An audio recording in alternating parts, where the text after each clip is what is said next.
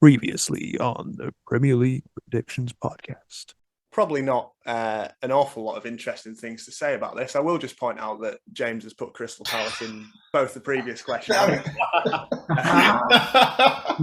I saw it straight away. I was like, what? which is, it's not against the rules. You're just expecting a very bad season from Leicester, who weren't included at all. Let me start by saying it's not that I have faith in Spurs. It's more that I have a lot of faith in Antonio Conte. So I envisioned Liverpool winning the Champions League. Mark, City and Liverpool. Talk me through that one. Yeah, I did not understand the question. My mind instantly went to Mohamed Salah, which isn't something that happens often. I like Marco Silva. For me, Bournemouth have just, nothing.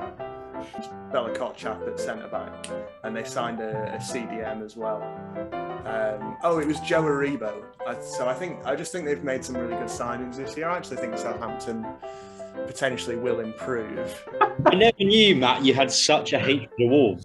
Well, I guess all that leaves us to do then is to forget about this for 9 months and then come back in May and see who's won. Well, here we are again then. Just as the 22 Premier League season is really hitting its kind of peak of cultural relevance here in the month of July. Here we are to find out who won the prediction challenge. I'm once again delighted to be joined by my guests. Jordan, say hi. Hello, everyone. Jordan, can you remember anything that happened in the Premier League this year?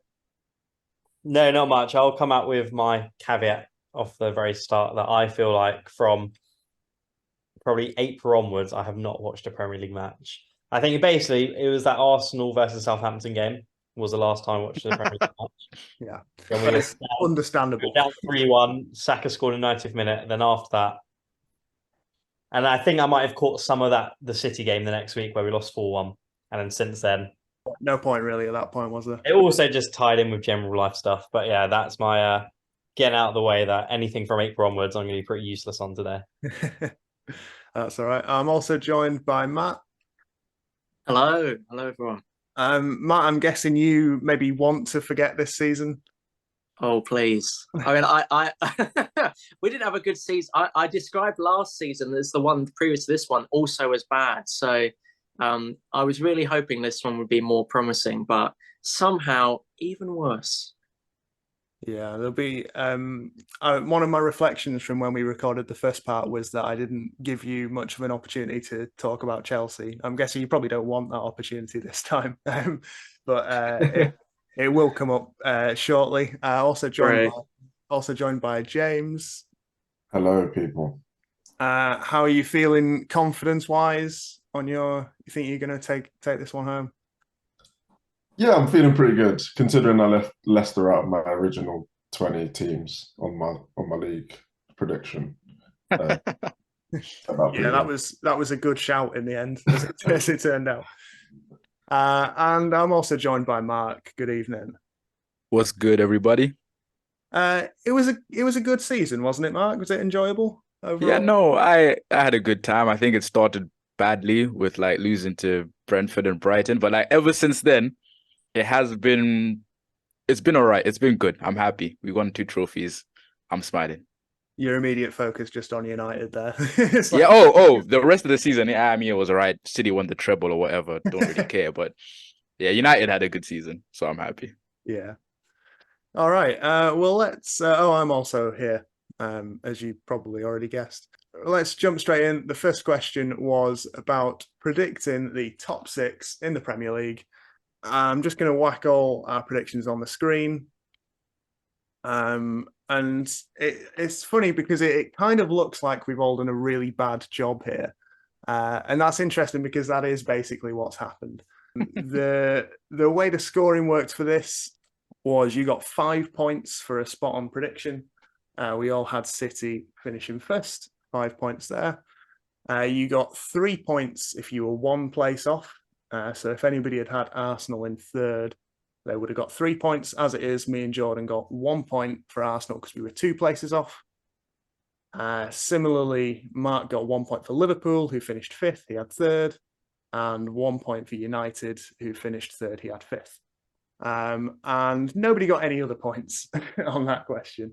And that was as good as it got. Let me run you down actually the top six as it was. I'll get rid of those so we can see the predictions a bit clearer.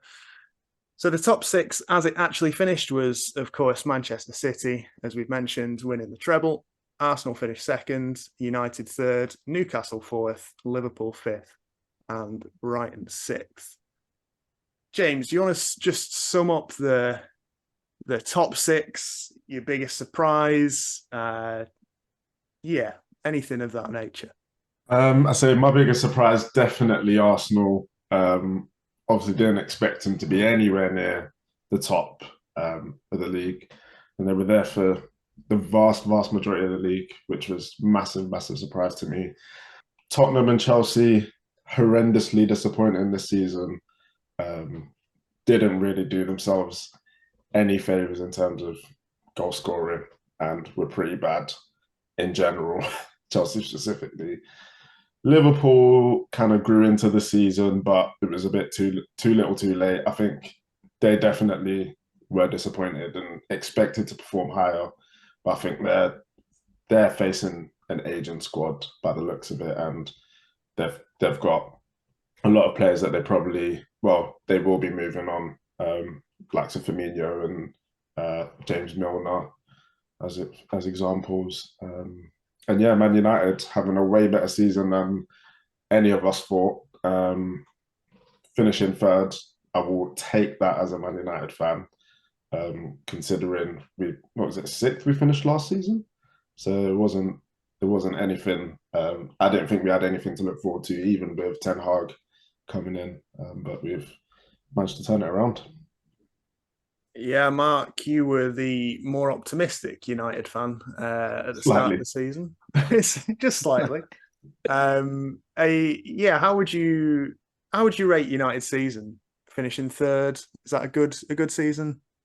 Yeah, I think realistically speaking, I think that's the best that we could have done. We didn't really have a striker for most of the season. We kind of had a few players that we were missing. A few key players were missing. Casemiro got suspended and we missed him a lot. Martinez got injured near to the end of the season. So I think considering everything that went on in United season, I think this probably was the best Ten Hag could have done. Arsenal, fair play to them. Like James said, I don't think any of us really thought they were going to be that great, but they were outstanding for basically 90% of the season. And I think them two, Manchester City and Arsenal, were kind of untouchable. They were in their own realm. So considering that, I think United did all right. Yeah, I mean, United did have Wout Weghorst, so it was like I said, we did not have a striker for most of the season. I think as a Burnley fan, seeing Wout Weghorst play essentially as a number 10 for a team finishing third in the Premier League was probably the highlight of my year. Just living his best life. Matt, we'll get Chelsea out of the way now, shall we? I want to say what went wrong, really? Do you think Tuchel sacking was a mistake in hindsight? What's crazy is Tuchel being sacked feels like a million years ago, and yet it was like 9 months ago or whatever. Like, we've been on an absolute whirlwind as a club. I mean, not even this season, but the last 2 years or whatever. I mean, if you put the broader picture of Chelsea into, say, a broader timeline, like, crazy stuff has happened at the club in terms of the sanctions and all the pressure that put on the players. Obviously, COVID was happening around that time as well. I think that's right. And then, and then you have the new ownership that comes in, and they just clean house.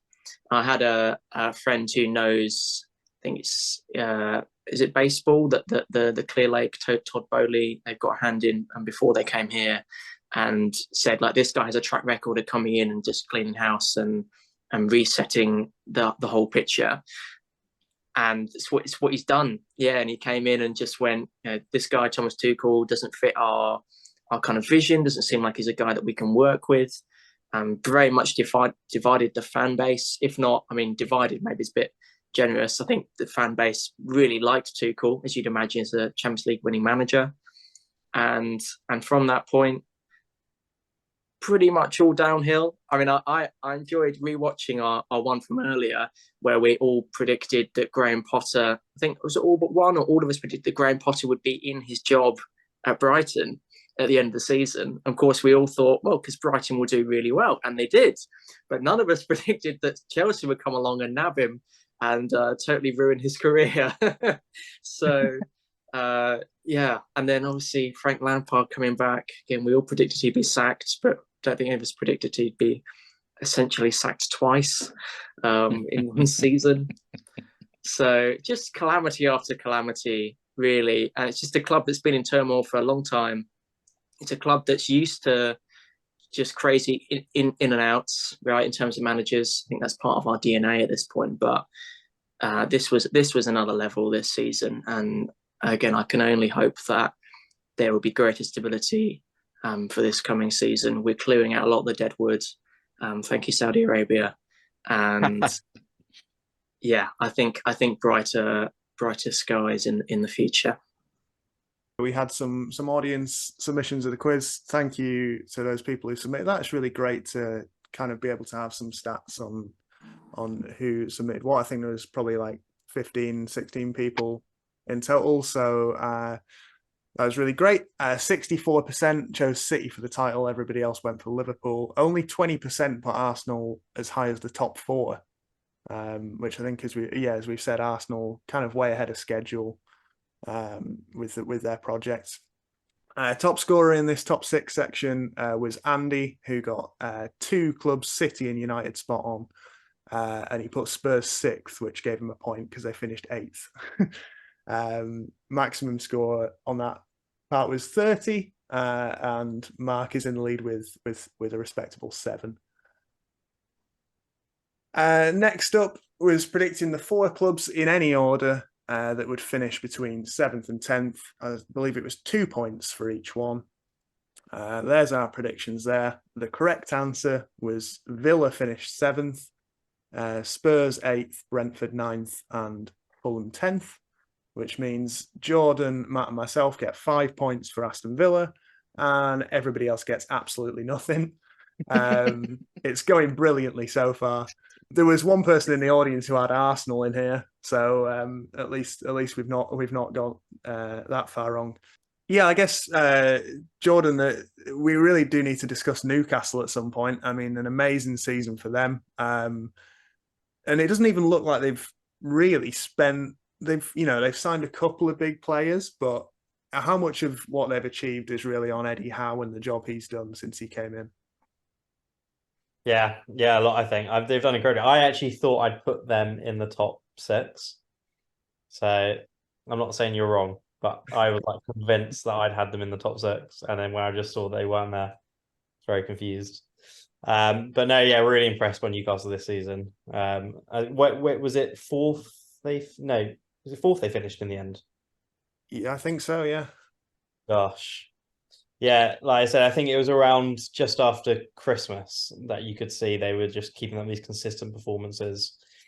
And that was just exciting to see, wasn't it? That actually, I think it was good that we all predicted them to do much better after Howe coming in. And I think we spoke about in the last one, we all really rate Howe as a manager. He's top class. And yeah, really pleased from as a club that they're doing so well. Yeah, James, Everton, not quite come off for you this time. Not quite, but I still think my logic was sound. I think my explanation in the past was that Frank Lampard was going to get sacked very early on in the season, and that was the next manager, whoever that was going to bring new fire into that team, and they were going to do pretty well. But yeah, that happened a lot later than anticipated, and I still think they made a lot of improvements with Frank Lampard gone and Sean Dyche coming in, but I think it was probably a little bit too late by that point for a top half finish for them. Yeah, I've noticed looking at my predictions here that managed to accidentally slip past the fact that I put Leicester in my top 6. Yeah. Which Surely you should get minus points for that.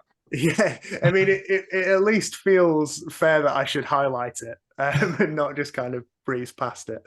Yeah, I think in my defense, at the time of making our predictions, it was just before they sold Kasper Schmeichel and revealed they had no money to buy anybody else. But yeah, it was not correct, that one. By far, Villa, West Ham, Leicester, and Newcastle, as a few as I was put on here. Those were the main 4 picks from everybody on that question. So the second half of the mid-table, here are all our predictions. Jordan, I think it was again 2 points. The last one was 5 points each, wasn't it? This one is 2 points for each team that finished in that region. Jordan got Palace and Everton and Wolves and Forest correct. Matt got Everton and Palace correct. James got Palace, Forest and Wolves. Mark got Palace, Everton, Forest and Wolves. And I got Bournemouth, Palace, Everton and Wolves. I think this is probably the least interesting section of the table, generally speaking. I think it's probably worth, Mark, if you want to speak on Brentford's season. I think when I was watching the first part back, I think maybe even everybody was predicting Brentford to really struggle this year, but they obviously didn't. Had a good season. Yeah, I mean, I think the season started off brilliantly, like I said earlier, with that 4-0 win. And I feel like they've just gone strength to strength for a long time, actually. I think they went on this unbeaten run where we just weren't losing. I mean, I don't know if they were winning every game, but I think they just were a hard team to beat in general. And sometimes I feel like Thomas Frank's work kind of goes under the radar just because he's not at like a traditional Big Six club. But I think he's done a fantastic job there. I think Ivan Toney as well, he had a great season. I think it's only Harry Kane and Haaland that scored more than him. Maybe Salah, I'm not too sure. But he had a fantastic season as well. And yeah, I think all in all, the way Brentford are playing now, you can see they're a team that kind of know their identity. I know exactly the style of football they want to be playing. So I think it was a bit harsh maybe to predict them to struggle as badly as they did, but they definitely exceeded my expectations and they played really well this season. So yeah. What about next season then, with Tony obviously out of the picture for a large part of it? Yeah, next season becomes a bit tricky just because I think losing Tony is a big minus, and as well, I'm not so sure if they're going to keep a hold of David Raya. And I feel like those are 2 very key positions for the way that Brentford play. I think Ivan Toney, he's not only a good goal scorer, but he's good with the ball at his feet. He's good at holding up play. And I think he's very important to the way Brentford play. But I still feel like Thomas Frank can find a solution to that. As for the goalkeeping situation, I think now the modern day goalkeeper, everyone's trying to look for that goalkeeper who's comfortable with the ball at their feet, and David Raya is exactly that.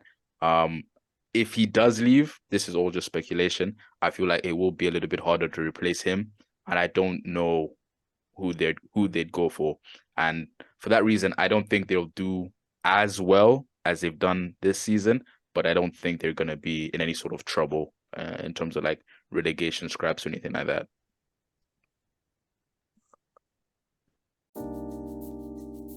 Hi everyone, Matt from the future here. I've realised while editing this that I've advertised this as a podcast, which is an audio-only medium, but I rarely tell you what the scores are out loud. Sorry about that. So for the benefit of those listening who aren't looking at the screen, I'll just jump in occasionally to let you know what the scores are.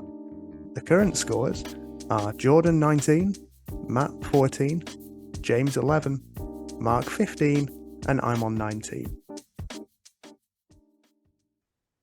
Moving on to round out the Premier League table, these are the clubs that we predicted were going to get relegated. Obviously, the correct answer here was Leicester, Leeds, and Southampton. James gets a thoroughly deserved 4 points for Southampton. And myself and Mark get 4 points for Leeds. James, you want to take a lap of honour here for your Southampton prediction? I think my words at the beginning of the season were the only shining light in that team was James Ward-Prowse. And I still didn't even think that he was that bright a light. I do think I was slightly wrong. I think, oh my gosh, what was his name? Centre midfielder. Lavia? Yes, he was great. Played really well for them. And yeah, but apart from that, I think, yeah, they lacked considerable goals in that team. And they just didn't look confident at all doing anything apart from playing against Arsenal. So, and Liverpool. Yeah, Matt, you infamously predicted a bad season for Wolves, and I think, in fairness to you, you were largely right there, weren't you? Yeah, I think so. I mean, I went big on it, didn't I? And I was very consistent. That was a big theme of the predictions up top. That I went for them to struggle and went across the board. But yeah, I think they were in and around that space, weren't they? And they were floating in that space. But I think they just had enough to pull them over the line. I think a few good signings that they made. I think post our recording and again, I think there were lots of clubs who were really poor, really poor this season. Yeah, your Southamptons, Leeds, feel bad for Leicester. But yeah, as we said the first time, there were lots of clubs that have been in and around, and it really could have been a bunch of these. I mean, I feel unfortunate that Forest didn't, not for Forest, but Forest could very easily have been in that list as one of the three that went down, and they just scraped out. Similarly for Everton, I think I feel good for Bournemouth, as then we almost all of us have predicted them to go down, and I think I saw on social media like they called when they were kind of confirmed as staying up, they called out a number of commentators and pundits who had said they were going to go down. We didn't get a shout out. We weren't. We just missed the list in terms of clout. But I did notice that. Yeah, it was a big omission. But they called out a number of people to say, look, you guys said we weren't going to cut it, and actually we've been fine.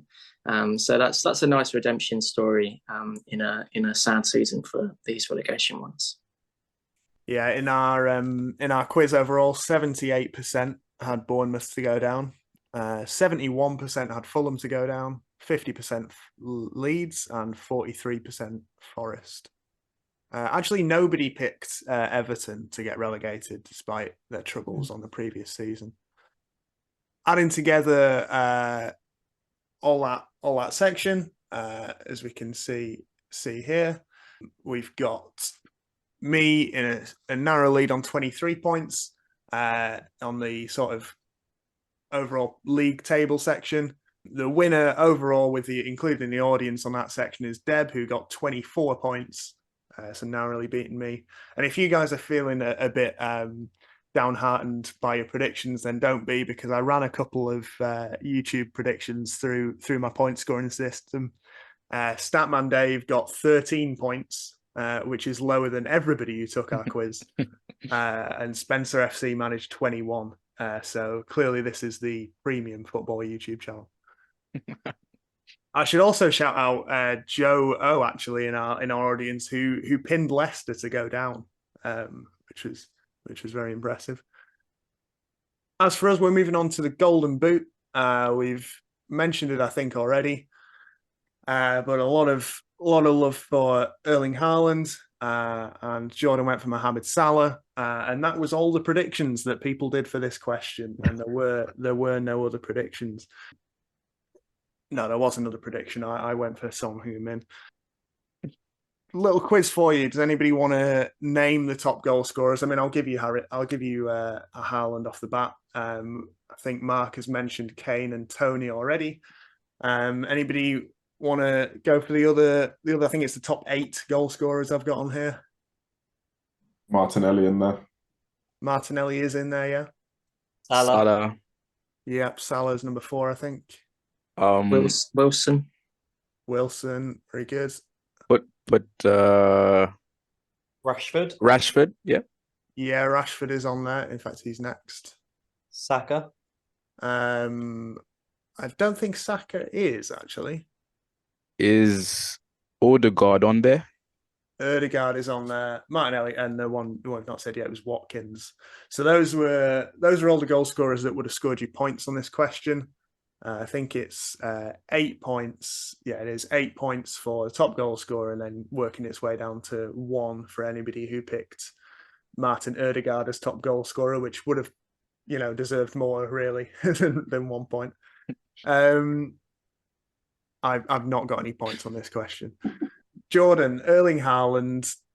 I mean, what is there still to say about him? Yeah, I should have picked him, really, shouldn't I? It was. I mean, I stand by. I think at the start of this, I don't know. I guess what was it? 9 months ago, went to know how much. It wasn't even Salah underperforming. It was the whole Liverpool team, really. And I think the World Cup seemed to do Salah some good. He came back, and I think he's had quite a good 2023 so far.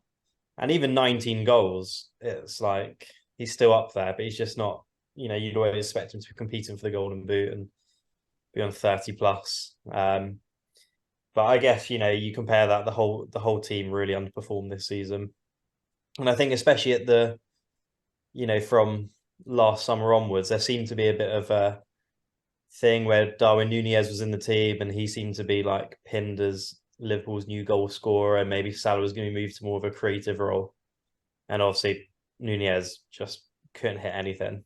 And it seemed like after that World Cup, Salah reverted to kind of what he was before, and that's when he scored most of his goals anyway.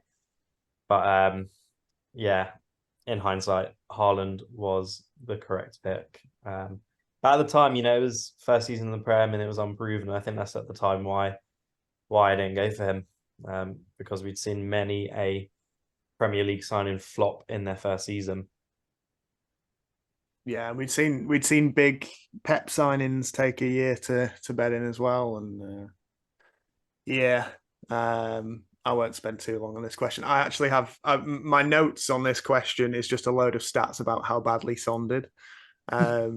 So Son got 10 goals, which was the same amount as Alexis McAllister. It was 1 more than Pascal Gross managed. It was only 1 more than James Ward-Prowse managed.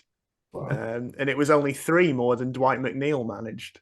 Wow. Heung-min Son finished behind Miguel Almiron, Harvey Barnes, and Rodrigo. Wow. And also, there was one other person who picked Son, and that was my dad. So that's a supportive father there. It's hereditary. Yeah, picking, like father, like Son. So, I'll add those points on there. And we'll see that Mark has taken a lead. The next question actually was about the PFA Team of the Year and how many teams will be represented in the PFA Team of the Year. When I wrote this question, I checked when the previous Team of the Year had come out, and it was the 1st of June. So I thought, that'll be okay. We'll wait a couple of weeks after the season finishes. It'll be out, and it's still not out. So we're going to skip this question, but I will take this opportunity to, I think, just offer you all a chance to shout out one player that you think should be in the Team of the Year. Maybe excluding, maybe one a bit more left field than Haaland. But we'll start at the top. Jordan, any particular player that you think should be making that team? For me, Saka. I thought it was exceptional this season. Kind of, I think towards the end, and like I said, I kind of fell out for the last few months of getting involved in the Premier League, but it seemed to kind of run out of steam a bit towards the end. But scored in some big games and some really good goals, and without him, we wouldn't have nearly done as well as we did. I think maybe a bit more left field in the central midfield. I think Rodri was incredibly solid for Man City this season. We were rocking their team. Maybe not one of the more obvious players, unsung hero, but really provided a lot of stability. Played a lot of games, and obviously I mean, this isn't Premier League, but popped up with some really important goals in their season. I think particularly in the Champions League, one against Bayern, one in the final. So I just think he, really added a lot of solidity and did it over a large number of games. I think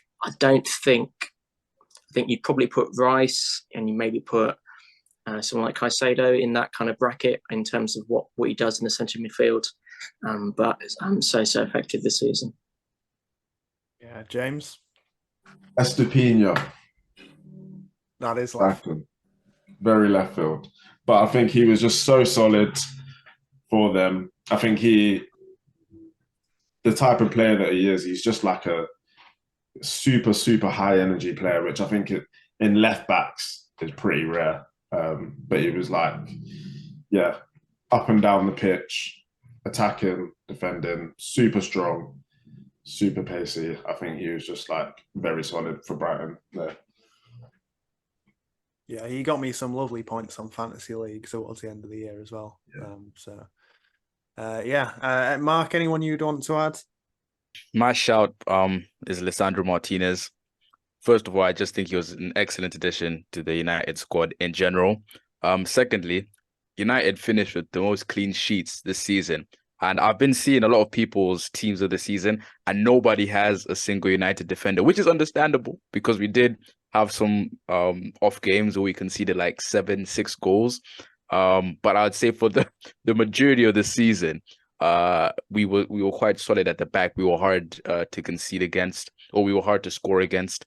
And I think Martinez definitely was at the heart of that. He kind of changed the whole presence of that defense, and he kind of brought belief back that we can keep a clean sheet. So for me, he was a great addition and one of the players of the year for me. Yeah, I think I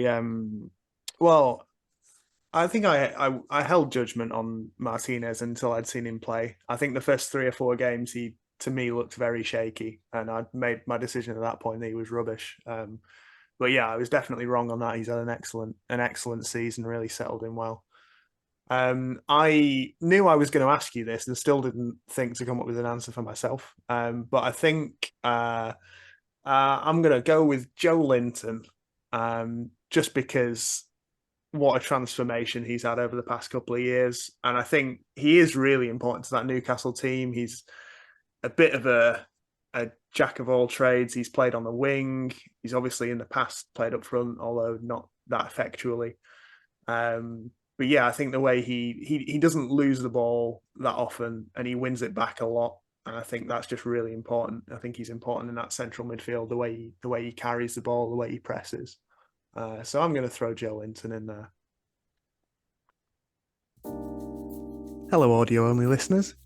The current scores are Jordan 24, Matt 22, James 23, Mark 27, and me on 23. You are valued and respected. The next question was ARG Not the Bees. Pick 2 teams from last season's top 10 and get Brentford's points against them this season. That's last season's top 10, or I should say the season before last's top 10. Those were our predictions. Mark, if I recall, misunderstood this question and put City and Liverpool in, so we'll see how that goes. Starting off, Brighton. Brentford actually got 4 points against Brighton, despite Brighton's excellent season. They got 1 point against Wolves, so that's 5 points for Jordan and Matt. They got 1 point against Arsenal and 3 points against United. I seem to remember that Brentford beat United at some point. I don't think it was that big a scoreline or anything like that. No. But 4 points for James there. They scored 4 points against Chelsea, which gives me 8 points. And they actually beat City twice. The first of those 2, Ivan Toney scored a 98th minute winner. The second one was the last day of the season, was it? When they played against City. And they also got 3 points against Liverpool. Which means no way. that in completely misunderstanding how the question works, Mark has got the most points out of anybody, which No way. kind of As sums up our predictions so far. I tricked y'all. I knew what was going on. I knew from the beginning. I knew what I was doing. Yeah, James, I remember actually, I think the five of us by chance happened to be five people who went to the pub. We met up on the day that this United Brentford game happened. And I think, I guess the mood has changed quite significantly from that point on. James, you were probably feeling pretty good about your statements about United at that point. I guess where would you put United next season now, having kind of been through that and come back to have a good season? I think last season we definitely benefited from other teams not performing well at all. So Chelsea, Tottenham, Liverpool underperforming. I think that our ceiling at the moment doesn't seem going into next season, it doesn't seem higher or much higher than it was last season. We still need to strengthen. I think we still need a striker, obviously. I think that's the main one. Mason Mount coming in, as much as I'm not a big fan of him, I think he can do the job that Ten Hag wants him to do in there. He's an attacking defensive midfielder, which somehow is valuable in 2023. So I think we can, I say third, I would be very happy with third next season, providing the other teams perform to a reasonable standard. If they don't, then obviously I want to be pushing higher than that. But I think we showed some spirit and some cojones, as Troy Deeney would say, battling with Newcastle for that third position. I think in previous seasons we very easily would have let that go. So I think it's looking good. I would hope for at least third. Yeah, I guess we should talk about Brighton a bit here. Jordan, you picked Brighton as one of these two teams. Brighton have had an amazing season, really, that none of us would have predicted, certainly how it transpired. Yeah, incredible. I love De Zerbi. Yeah. I feel like when Potter left, everyone was a bit, obviously Brighton fans especially, very upset. He'd done a great job, but I think De Zerbi's really like, I don't know what he's massively done different than Potter, but he's kind of like just let them run wild a bit more. He's trusted the young players a bit more. He's kept things pretty consistent. There's been times I've watched Brighton, they've looked like they've been playing like top tier, like prime Barcelona. There's other times where they've just looked poor as well. But overall, I felt they've been more consistent. They're like generated XG every match I remember seeing. Just like nobody's business. I think their players deserve it. They've got a lot of reasons to be very happy. Loved watching this season. Moving on, slow out of the blocks, pick the newly promoted team that will be last to reach 10 points. Those are our predictions. I was certain all season that this question was pick the newly promoted team that will be first to reach 10 points. And I was delighted when Fulham made it after 8 games. And it was only when I came to remake this PowerPoint that I realised I'd got it horribly wrong. The correct answer here was Nottingham Forest. So 4 points go to Matt. Yeah, I think you touched on it earlier, Matt. But what would you make of Forest's season? Do you think Steve Cooper's done a good job this year? I'll confess I'm not a huge Forest fan. Actually, I listened to a Chelsea podcast where the guy who presents it is a huge Forest fan. So that's my window into a Forest fan psyche. But yeah, I think there was a long period where it looked like they were teetering on the edge and they were going to go. And then they had a few players, again, their names are going to escape me at this point. They had a striker, didn't they, that came through. He just started banging in a few goals here and there, and that really brought them through. They had a great result against Chelsea. I believe it was a 1-1 result, which we didn't need at the time. We just narrowly escaped relegation mathematically, but yeah, they needed it, and I think they came in clutch at the end. They found some form at the end, and so just having one player who pops up and gets some goals, just how much a big difference that makes. Again, coming from a Chelsea fan who chronically lacks that. You could argue for many seasons, but particularly this season. Yeah. They had that striker, didn't they? Really, it was ONeill, I think, and then Gibbs White was playing well at the end of the year as well. Yeah, I was convinced I got that one right.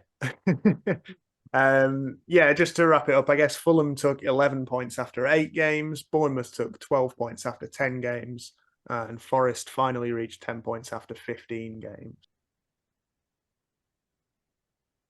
The sack race. Pick the first team to change their manager. Everybody pretty much went for Frank Lampard.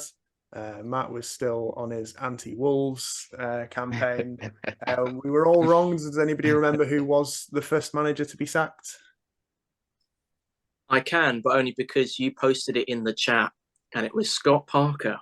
Oh, yeah. Oh. You posted in the chat when it happened, and we all went, oh, damn. Yeah. An insight into how often we use that chat throughout the season that you presumably saw that last week. Yeah. Does anyone remember the second Premier League manager to get sacked?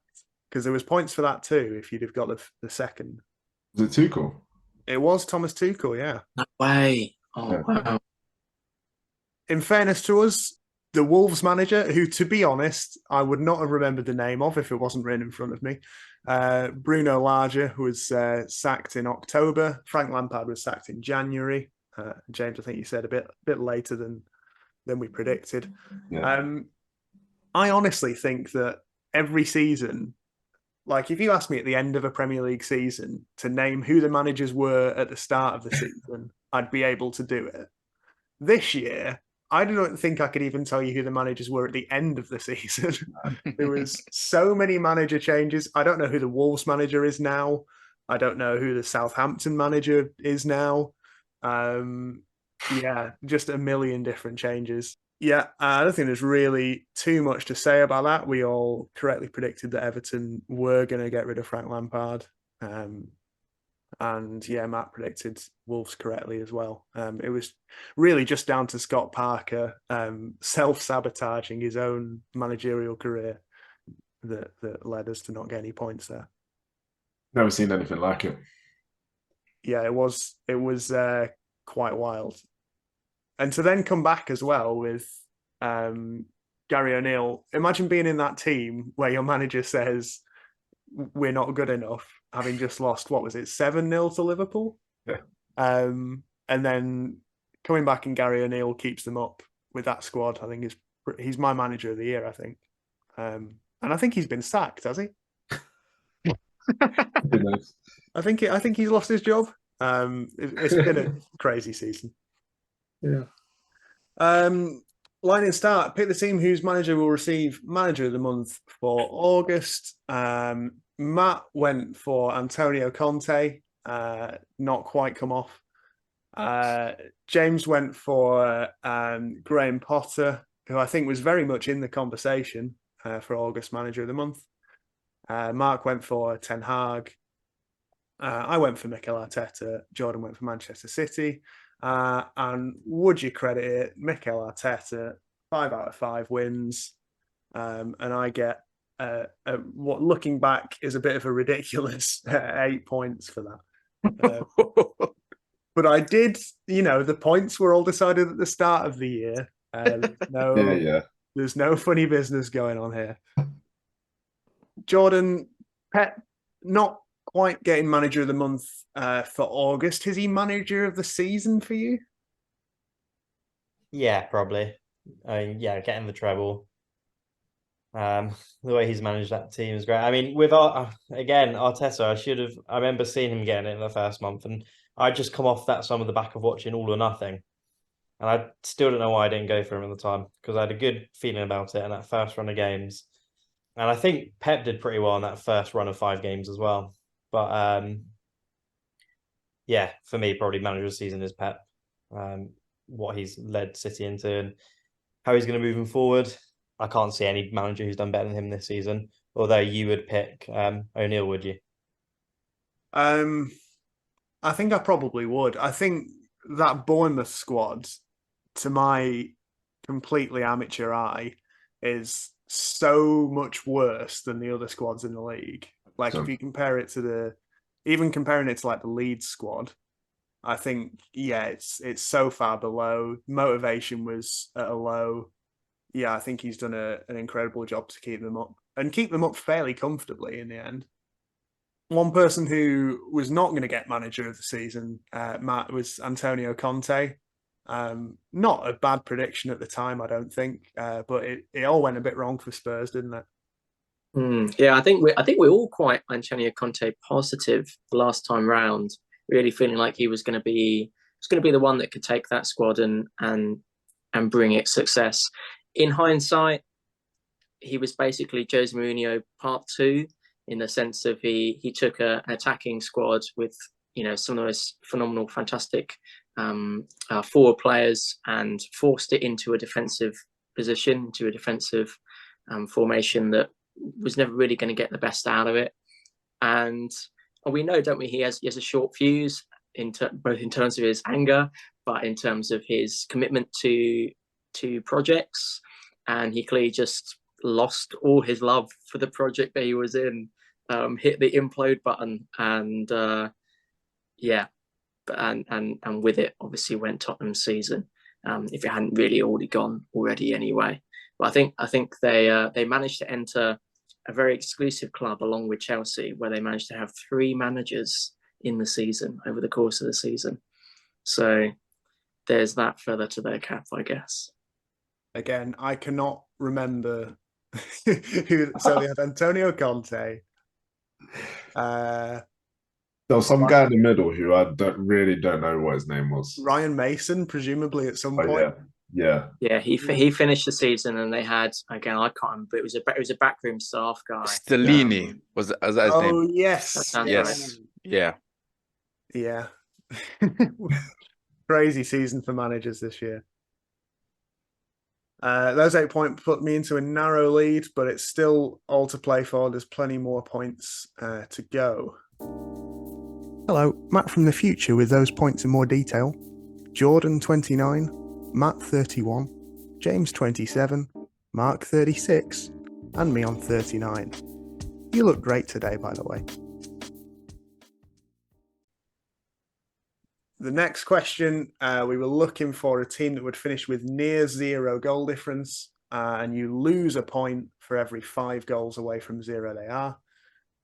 Matt went for Leicester, James Palace, Mark and myself with Brighton, and Jordan Manchester United. Who's feeling the least confident about this question? Probably me. Yeah, probably Matt. That's awful. That is blimey. Yeah, you actually don't need to worry that much. Leicester are only minus 17 goal difference, which only gives you a -3, which is the same as basically everybody else. James did the best there. There was a pick in the audience of Southampton. They had minus 37 goal difference, so that was a -7 for that person. I've not written down who that was, but I'm sure they'll know. Yeah, we should talk about Leicester's season. Matt, you were the one who picked them. Yeah, I mean, was there any indication that this was going to happen, do you think, or was it a complete shock?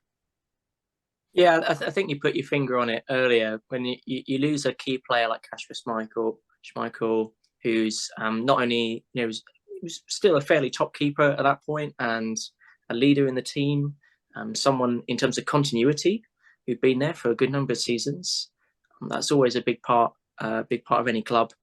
And you lose someone like that, and then you really are on your bare bones. And they were relying on James Maddison, Harvey Barnes, and I guess Vardy jumped in with a few goals here and there over the season, but again felt fairly anonymous. So yeah, I think when you're relying on a winger and attacking midfielder to get you the goals that you're going to need, it's going to be a struggle. And again, it was tight down there, and it went to the last day. I think that's jumping the gun on a question for later, but it went to the last day in terms of staying up, and it was marginal. Like they could have scraped in, but yeah, I think the lack of goal threat really did it for them.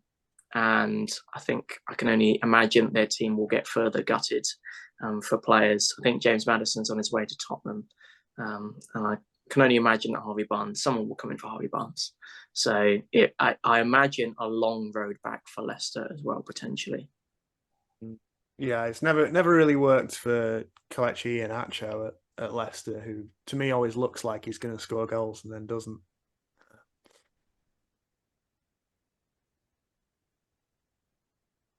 The next question was Bookie's favourite. Pick a player, get a point for every yellow card they see without it getting upgraded to a red. So basically a point for every time they get booked without getting sent off. There was a couple of Bruno Fernandes predictions in here. James went Rashford. I went for Mohamed Salisu. James, who would you pick now if you were asked this question now? Who do you think actually got the most yellow cards this year? That is a very tough question. Or anybody want to shout out some people who they think who've picked up a load this year? I can't think of any. I was going to say Casemiro, but he got loads of red cards. Yeah. Paulinho maybe. Top answer, Yao Paulinho. Well done. I don't know if I've spelt that correctly. Actually, apologies to 14. If I haven't. To be honest, if I haven't spelled that correctly, he's probably going to come and slide tackle me. So a bit of a worry. But yeah, those were the top scorers on there. We didn't do too badly though. Bruno Fernandes got 6. Rashford probably as a product of having a much better season than previously, only got 2. Tyrone Mings somehow, in my eyes, manages to remain first choice centre-back for Aston Villa. He got 7. And Mohamed Salisu got 6, which to say he only played 22 games, I was quite happy with. James Marcus Rashford, you're a big fan of Marcus Rashford, I think. A good season for him, getting back to his best. Yeah, it was. I think my prediction was based off the fact that last season, coming off the back of his big injury, I say big injury, he had a surgery after the Euros, which was also a gutting experience for him. And missing the first part of the season, he just seemed very frustrated. And it's funny that the last few days I've seen a few clips of him when he was first breaking into the United team, and you can see people just really like to pick on him. And he's one of those types of players that he jumped in COVID when the government refused to feed the children. And he's willing to stand up for himself and other people. So, yeah, I thought it was going to be more of the same, and he was going to be very frustrated. But luckily, he managed to turn it around, looked very, very confident. As the run went on, when you went further and further into it, it was just almost seemed inevitable that he was going to be on the score sheet for United.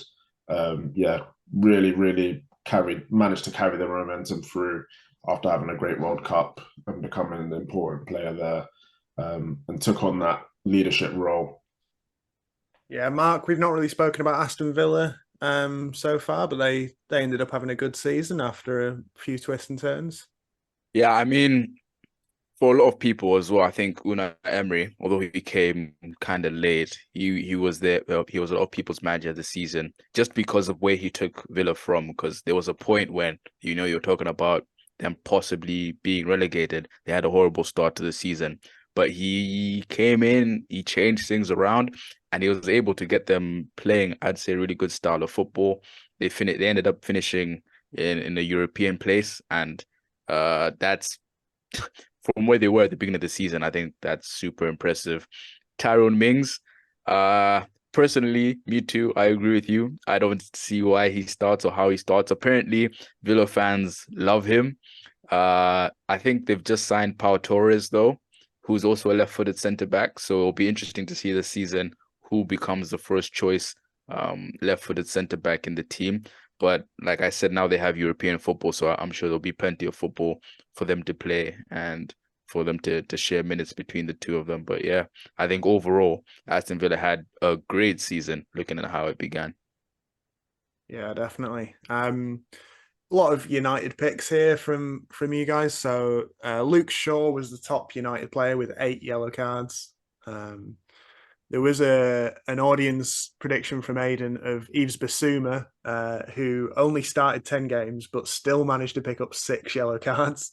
That's impressive. So if he'd have played a full season, that would have been a great pick. The top audience pick here actually was Joe K, who got Fabinho. You can see on the screen, got 11.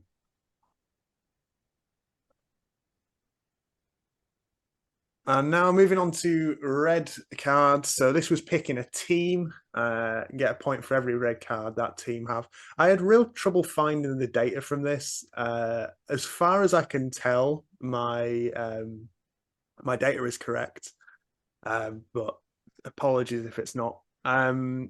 Those were our predictions. A couple of Evertons, a Leeds, a Spurs, and an Arsenal. Those were, from what I can tell, how many red cards each team got. Casemiro was the only player to get more than 1 red card. Newcastle's only red card was a straight red card for Nick Pope. If you remember, against Liverpool, he came charging out and I think tackled Mo Salah with his face or something. I know it was a deliberate handball, wasn't it? I think. Yeah.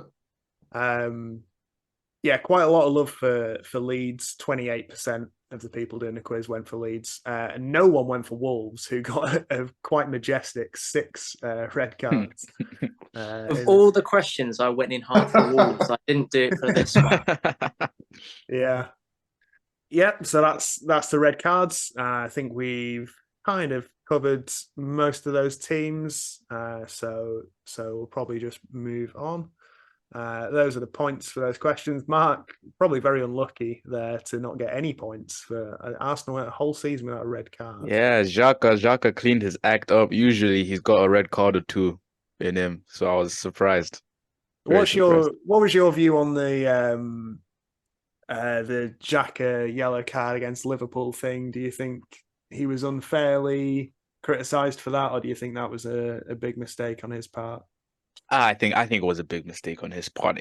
I think it did have an impact. Like, in my opinion, I think it really did have a big impact getting the crowd back into it.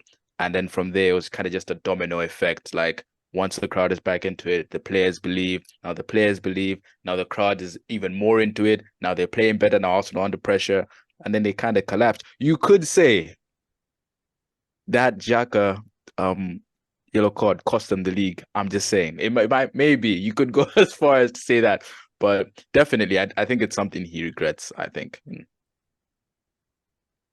All right.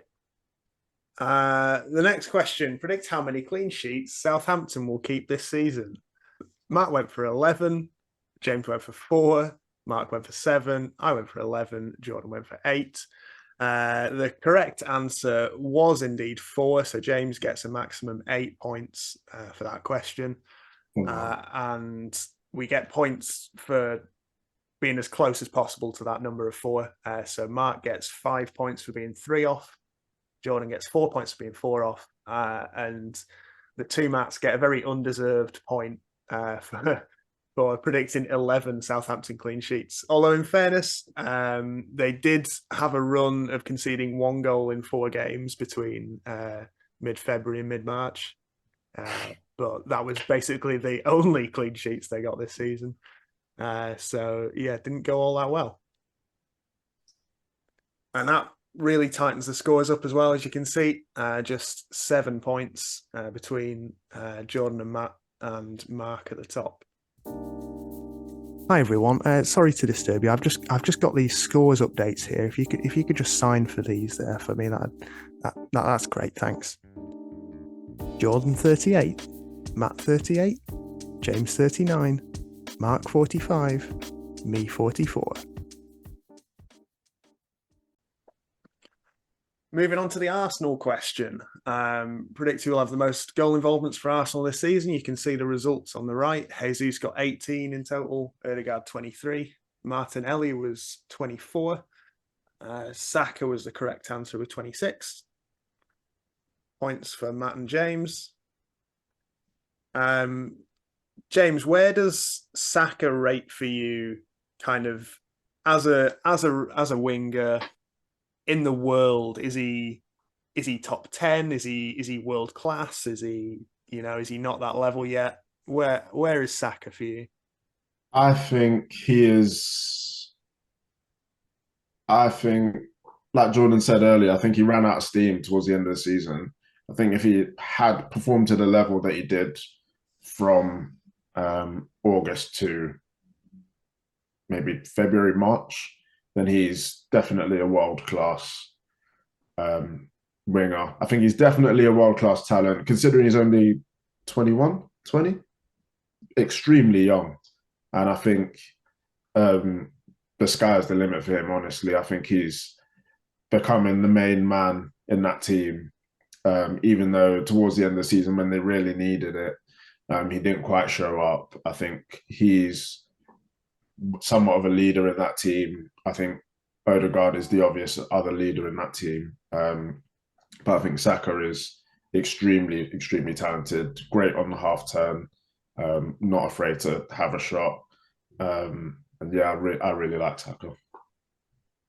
Yeah, it was 2 goals, 1 assist in his last 10 league games for Saka. So really slowed down towards the end there. Probably just fatigue, I would say. Yeah. Jordan, as an Arsenal fan, if you obviously probably disappointed now, but if you were to take this season as a whole, you've got to be happy with that season from Arsenal, right? Oh yeah, 100%. Yeah, 100%. I think it was just after Christmas and the World Cup that I thought, given our results, that was when I started to have hope. And I think as we progressed into those early winter months, I was thinking, right, this is it, we're going to do it. And then, like I said, this implosion at the end of the season. And even just like reading that thing about Brentford, we were saying that Brentford beat City on the last game. You think Arsenal needed 2 wins or something. We ended up 5 points behind City. It's a bit gutting, but yeah, overall, really, really happy with it. It's been a great time to be an Arsenal fan. Best season so far. With Granit Xhaka as well. There's been a few players like him that I've just loved their redemption arc this season and how he's played and the role he stepped into. Same with Saka, same with Jesus, and shame about his injury. And it just seemed towards the end, a lot of things we were cruising on confidence and vibes. And I think we all felt at some point the wheels were going to come off and things were going to go south. And that's kind of what happened, which is gutting. But overall, really happy. Yeah, Jesus only started 24 games due to injury. You feel like if he had started all of them, probably he would have been the correct answer here. Good fit for our team. Good off the ball, good close control dribbling. I think way better, way more important to us than he was to City, obviously. So yeah, big shame he was missed. The next question is a fun one.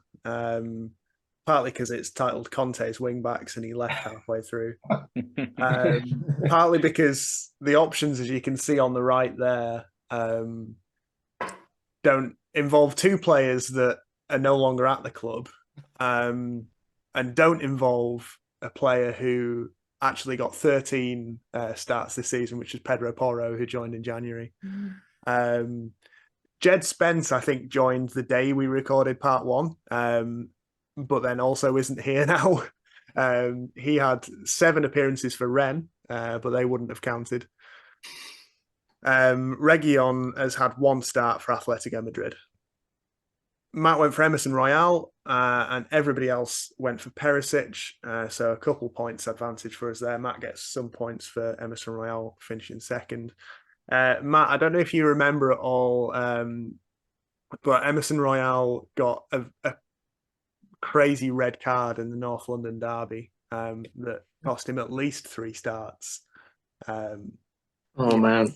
You want to go and watch that afterwards, you'll be bitterly disappointed. Damn it. Sky released well, they released it in 2 parts for which is a bit ridiculous, but because they're like 3 minutes each. But they released like all the red cards from the season. Oh man, that's worth a watch. There's some terrible tackles in there. But yeah, Emerson Royale's tackle in that North London derby was not the one. Matt, I don't know how much you know about Ange Postecoglou and Scottish football, but where would you put Spurs next season? Do you think they'll be kind of back challenging for top 4, or will it be more of a struggle? I want to say on this question, this was the question that stayed with me the whole season. Okay, so I remember the exact moment that all of our predictions were unveiled, and the moment where it hit me, and I thought, crap. Everyone else has picked this other person, and maybe I should have picked Perisic. And I remember trying to defend it in the moment and thinking, oh, even I don't believe me. But it did mean that I really held this close to my heart, and I was actually tracking this one the whole season, being like, and for a long time it was really neck and neck between them, and I was anticipating tasting the sweet glory of me being right and the rest of you being wrong. But then he got an injury. I mean, I've forgotten about the big red card, but he got an injury in one of the international breaks fairly late on, and it was kind of like he's not going to really get the rest of the season now. And I thought, oh, my dreams have been dashed. But I'm pleased that I've managed to sneak in with some points there. I think the appointment of Postecoglou, I think that's the close enough pronunciation of that, from Celtic. It seems like really promising. I think he won the treble, the kind of Scottish treble this season just gone, I heard, and seems to be a good man manager. That's what I'm hearing as well. And I guess they've gone for the last couple of times in Conte Mourinho, these kind of big names who have a track record of winning trophies, and they've thought, we just need to plug this in. The squad's there. We need to plug in someone who has a winning mentality, and that's going to get us over the line. Clearly, that hasn't worked, and so they're going for a bit of a different tact with someone who's a bit less well known, a bit more personable, seems like, and a bit more has a bit more attacking philosophy. Again, I've heard he has a very rigid philosophy for his tactics, which might take some time for them to kind of get into gear on. But seems like a fairly sensible appointment if they can hang on to Kane, which again it looks like he's probably not going to agitate for that move this season. Again, all the kind of gossip seems like he'll hang on for this last. I think this coming season, his last one, his contract. He'll hang on for that, and then he'll make his move, presumably to maybe United. I know if I were him, I'd want to beat that Alan Shearer record. Obviously, there'll be tempting offers that will come from, potentially Real Madrid. I know Bayern Munich are sort of sniffing around him at the moment. This break as well, this transfer window. But I think he wants that Premier League record, because if he doesn't have it, I mean, at this point, he doesn't really have anything to his name. That's his legacy if he can get that. So, yeah, I think he stays out. And to be honest, fair to me, he had a cracking season this season as well. Actually, 30 goals.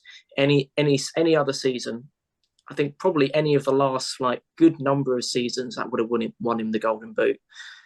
So yeah, they've got some good players. They can add some good players. So James Manson's coming in. That seems like a good signing.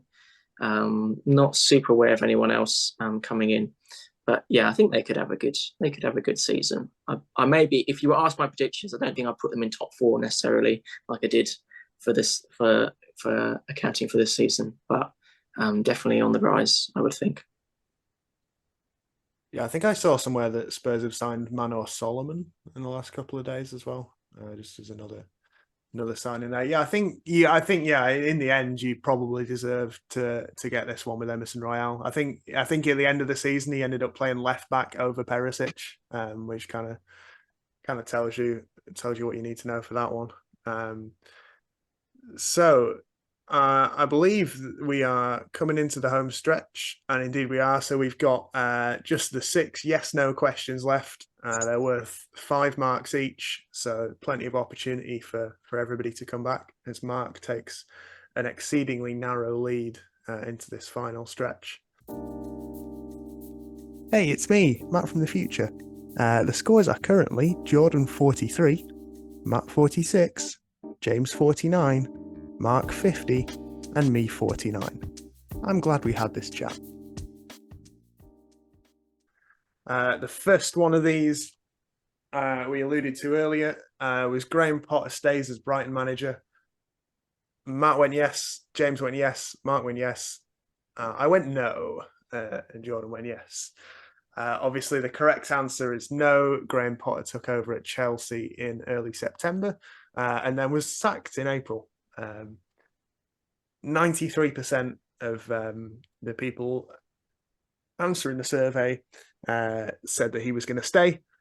So I'm feeling pretty smug, even though I'm pretty sure I said at the time that it was because he was going to be England manager. James, where is Graham Potter's reputation now, would you say? Is he going to get another Premier League job? Is he going to get another top 6 big club job? Is he going to have to go abroad? What's the deal with him right now? I think he could definitely get another good job pretty soon.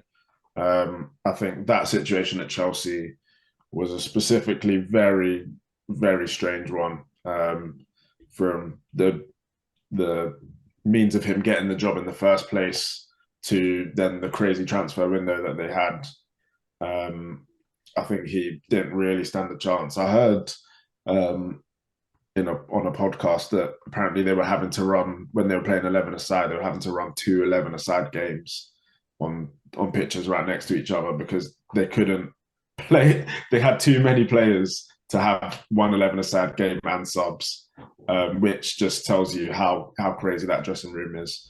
I think he did obviously great things at Brighton, and probably De Zerbi has a lot to thank him for, and how much success he had this season. I do think maybe he would struggle to get to a top 6 team this season or in the near future, just because all of the big teams seem to have found their, well, I say their long-term manager. I think obviously Pep's not going anywhere.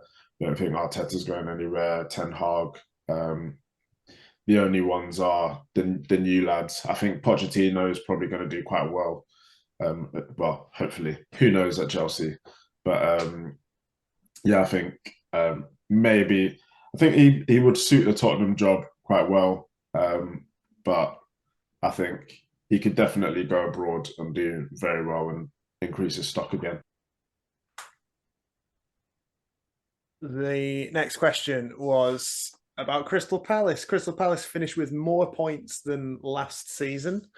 It was pretty close, actually. I started to put this together before the last day of the season, but with one game to go, they had 44 points, which was 4 points off.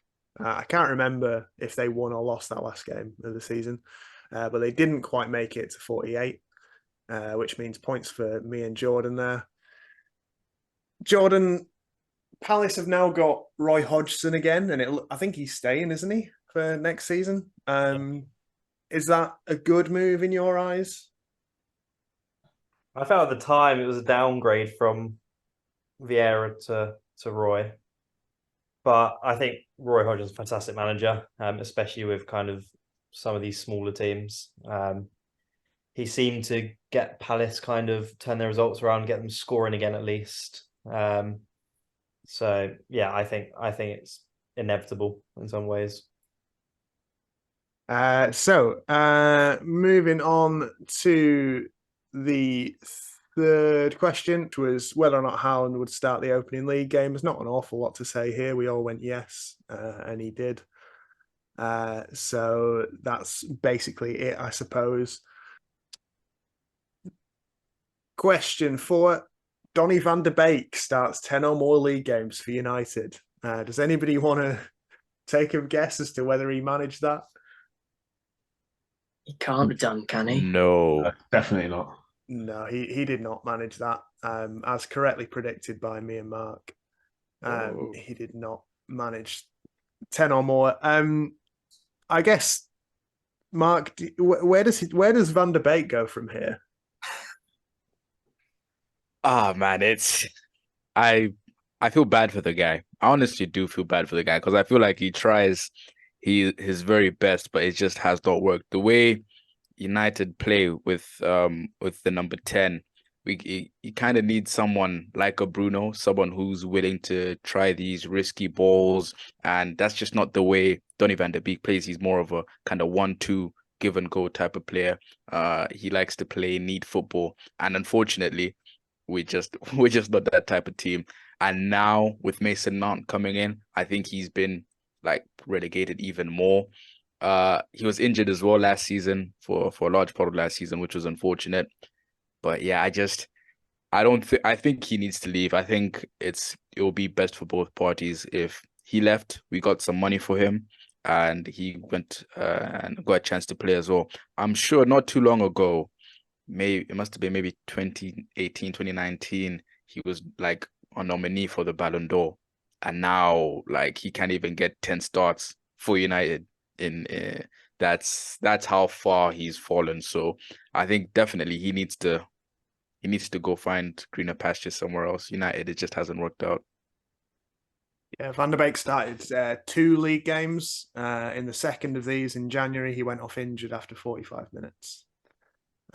Interestingly, 50% of people said that he would start 10 or more. So clearly at the start of the season, there was a certain amount of optimism. Obviously as a former Ten Hag player, but it's not worked out for him. Penultimate question, then. The relegation fight goes down to the final day. The bottom 4 there all went for yes. Jordan was the only person who said no. Which means that with one question to spare, wouldn't you know it, I've taken home my own crown, which to be honest, I was kind of hoping wouldn't happen. Well done. Yeah, thank you very much. I actually organised this whole thing just so that you could say well done to me on the internet. So that's pretty great. Matt, who we watched the final day together, I believe. Who were you hoping would get relegated out of those teams? So it was, what was it, Leicester, Everton, and Leeds? What were you hoping for? I think out of those 3, the one that I personally had the least love for was Leeds. Just have no connections to the city whatsoever. I'm not a United fan. I'm not a Yorkshireman. So yeah, no particular connections. But I feel like both Leicester and Everton have in my mind, a better story than Leeds do in terms of legacy in the league, what they've achieved whilst they've been there. Obviously, particularly Leicester in terms of their fairy tale story. Winning the league, they won the FA Cup against Chelsea. Very sad. They so they did something else as well that was fairly significant anyway. But yeah, so managed to stay up all that time. Leicester and Everton feeling a bit like an institution in the league in terms of the longevity of their stay, the fact that they're part of a big and important city in the UK. I'm really destroying Leeds now, but but yeah, I think they felt like they had more of a story that my heart warmed to. But again, with credit to Leeds, that might just be part of my own personal ignorance for their story. And I know they have a long history of climbing and wanting to reach Premier League, and that was huge for them when they did that as well. So, but yeah, I guess my Frank Lampard connection to Everton helped, and Leicester. I mean, who can't? It's hard not to like Leicester. So I think that's my bias there, really. Yeah, I don't think we've really mentioned Leeds at any point in the podcast, so I think we'll just have that as our official stance on Leeds United. And we'll leave it there. The final question, which has very little relevance because we all said no, was whether or not James Milner would announce his retirement. Only 14% of the audience thought he would retire. And I've written here, I'm pretty sure he's signed for Brighton. I don't know if it's actually official yet, but I think that is happening. It seems pretty clear that it is going to happen. Jordan, will you say that James Milner is a good signing for Brighton? Yeah, definitely. I think he's kind of the player you want there. He's professional. He's gonna bring kind of just this good, like, professional, experienced, like, father mentor to some of these younger, inexperienced players. He always seems to be very happy to be like this squad player. Always very versatile, like super hardworking, super fit, covers a lot of ground. And yeah, you just hear lots of good things about the way he is in the dressing room and his manner and his approach to football. I think he'd be a good asset to any team, but especially a team like Brighton with some of these young players in. I reckon this could be the season though where, well, not, I reckon soon he'll be retiring or going into a coaching job. I think that's next for Milner. I can imagine him stepping up and going into coaching somewhere. Well, with that, we've reached the end of our quiz, the end of our predictions, and the end of our podcast. It's a respectable third place for James. It's a respectable second place for Mark, and it's a respectable first place for myself. The average score amongst everybody who took part was 62.5. And the highest audience score was Joe O with 71. So congratulations to Joe as well. For the benefit of you lovely audio-only people, the final scores are Jordan 58, Matt 61, James 64, Mark 70, and me with 79. Anybody got any final thoughts or anything that they kind of wanted to mention about the season and haven't had a chance to yet? The floor is yours. Well, personally, after going through after recording this episode, I kind of understand how Arsenal felt because I was in the lead for most of the season or most of the quiz and fumbled it at the very, very end. And I can say it hurt. So Jordan, I understand. I know now. I know how you feel now. Yeah, I feel like I would like to say that although I have won in a completely, there was no unfairness and all the points were revealed at the start of the season and all that sort of stuff. I feel like it's a bit of a I probably didn't deserve to win. I think Mark's predictions were probably better. I got an awful lot of points out of Mikel Arteta, and also incorrectly thinking that Graham Potter was going to be the England manager. But I'll take it. I think it's going to be an exciting next season. I think a lot of these teams that we predicted were going to do well that actually didn't. I think a lot of them are making moves this summer that are going to make a big difference to their squads. I think you look at Chelsea, their big downside was the bloated squad that James mentioned. We're clearing out a lot of those players. I think Arsenal was struggling for depth in the end. I think that's what made them kind of run out of steam. And they're adding some fantastic people. Rice looks like he's on his way. They've taken Kai Havertz, very grateful for that. But adding some great players into the mix. Liverpool are bolstering their midfield. There's a signing that was made. I'm not even going to try and pronounce this guy's name, but everyone's speaking a lot of good things about, at least on social media. And they're getting in some good people. And then Man United, again, looks like they're making some good signings, making moves. It looks like to replace the goalkeeper, which could be very prominent for them. So I think a lot of these teams that have had an off season, I think they're going to come back. I think they're going to come back much stronger and hopefully give City a run for their money. So I'm excited for next season. Do you think Havertz will be good at Arsenal? Do you think he's a good signing for them? I'll be honest, he will always be a legend for Chelsea because of the goal he scored in the 2021 Champions League final. Very grateful to him for that. That clip will get played for the rest of time on Chelsea Twitter. as a player, I think we haven't played him in his best position. I think that's what you always have to say. I don't think he's a number 9, but we've had to play him as a number 9 for lack of anyone else.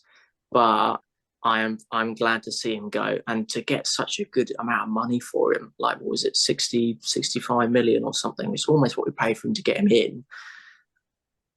Yeah, cannot believe that as business. I don't think he really could fit anywhere.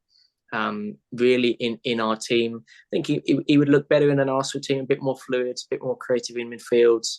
But I think the kinds of positions that Chelsea were kind of creating and using, I don't think any of them really fitted him properly. He's a weird player because he has a very like lackadaisical style. Like he doesn't often look like he's really going for it, and I think that can play against him in terms of how he's perceived. But he does pop up and do some great things. But again, his output has not been nearly good enough, particularly in positions we've been putting him in, to justify keeping him. So I'm personally very happy to have moved him on. If it means we can bring in players who are going to fit our style and our kind of context better, then I'm very happy to see the back of him. But we'll always be grateful to him as well, of course. Thanks, Matt, for continuing to talk while I had my screen in the background that shows my winning points total. That's all I was really trying to get you to do. Well, that brings us to the end of this podcast. I want to thank Matt, James, Mark, and Jordan for joining me. It's been great fun. Just to sign off, we didn't even mention Forest signing 1 million players. We didn't mention Cristiano Ronaldo at all. That happened this season, if you can believe it. We didn't mention João Cancelo being the world's greatest left back and then leaving. We didn't mention Miguel Almiron randomly becoming the best goal scorer in the world.